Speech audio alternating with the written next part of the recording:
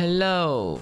So the 2.0 version of Wuthering Waves is coming closer and there are a lot of content in this massive update.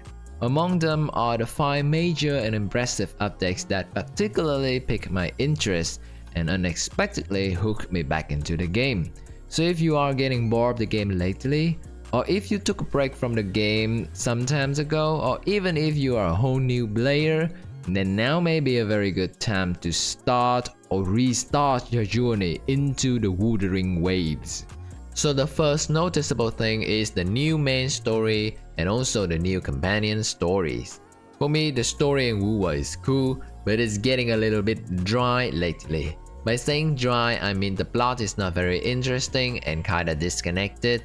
Basically, in the 1.4 main quest, we were fighting some weird enemies in the dreamscape. The story itself was fine and the cat was cute, but this would be more suitable for a side quest or an event quest rather than the main quest, because this had nothing to do with all of the big organizations like Jingzhou or the Black Shore or the Fraxidas. And honestly, since the defeat of the Trinodian Dreamlist and the Sentinel Jue, I personally felt like the story just stopped there without progressing much. The questing structure on the Black Shore made me felt like it were more of personal love stories than having our rover try to save the world, so it was kinda boring for me.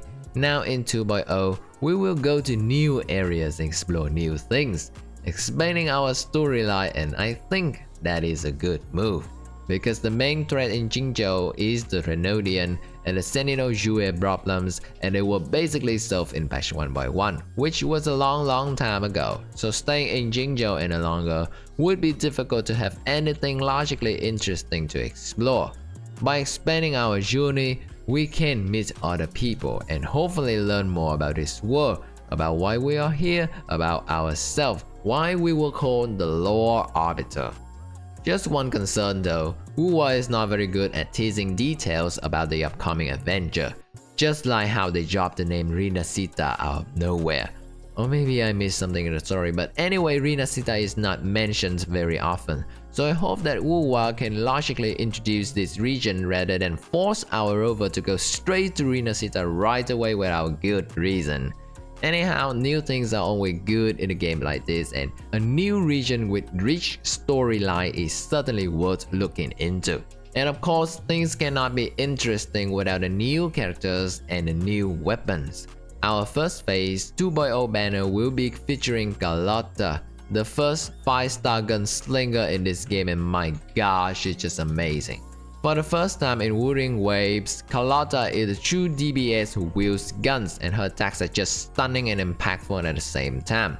Moreover, she's Glacial, which is a very good fit to the team since we are not having any dedicated Glacial DPS yet. Now I know Ling Yang is there, but for me he's just too difficult to play right, and I bet that many of you will agree. For Rokia, hopefully I say her name right, she is not in my radar since I have a Havoc rover already, and I also have a Chameleon as well, so getting another Havoc character might not be wise for me personally.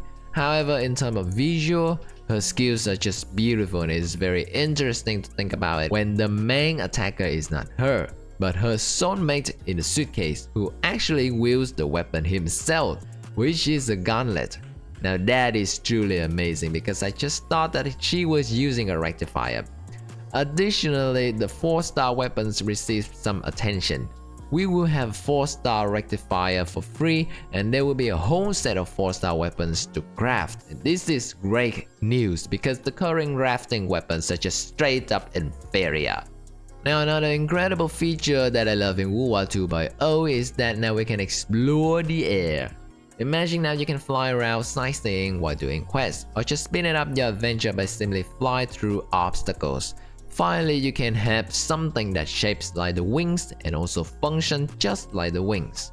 No more walking around and climbing mountains and getting stuck. Now, we don't have enough information about how this will work or what is required to fly up high, but I just hope that this flight feature is not restricted to some places, because if it is, then I'll be sad. But anyway, this is heading in a very good direction, and knowing Kura Games, I can firmly believe that they would not restrict it, because they will have to fix it afterwards to please us anyway, so why not give it on at the start.